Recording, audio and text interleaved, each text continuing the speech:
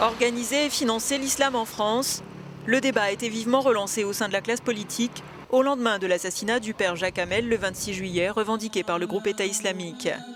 Après la tribune de Manuel Valls dans le JDD intitulée « Reconstruire l'islam de France », Bernard Cazeneuve veut mettre sur pied une nouvelle fondation de l'islam en France. Il s'agit d'améliorer la connaissance de l'islam et la formation des imams, de revoir les pistes de financement et de prévenir tout extrémisme religieux.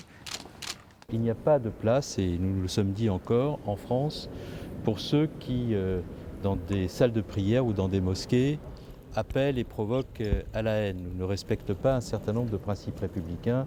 Je pense notamment à l'égalité entre les femmes et les hommes. Le ministre de l'Intérieur souligne que plus d'une vingtaine de mosquées et de salles de prière, considérées comme radicales, ont été fermées depuis décembre après l'instauration de l'état d'urgence.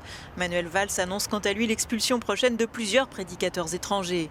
En France, selon la loi de 1905, la liberté de culte est garantie par la République, mais l'État ne subventionne aucun culte. Ces dernières décennies, les fidèles musulmans ont ainsi bénéficié de soutien de l'étranger, à commencer par le détachement d'imams de certains pays.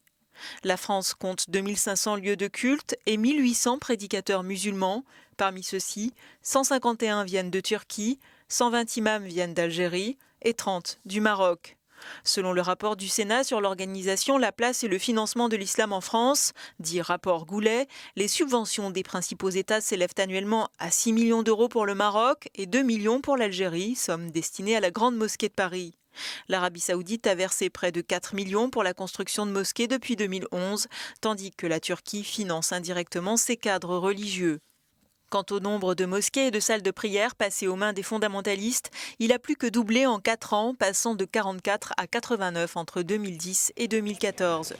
Selon la commission d'enquête du Sénat, il ne s'agit pas d'interdire les financements venant de l'étranger, mais de savoir qui paye et de contrer la propagation de discours religieux extrémistes dans les lieux de culte. Reste que le processus de radicalisation s'observe aussi hors des mosquées, dans les prisons ou sur les réseaux sociaux.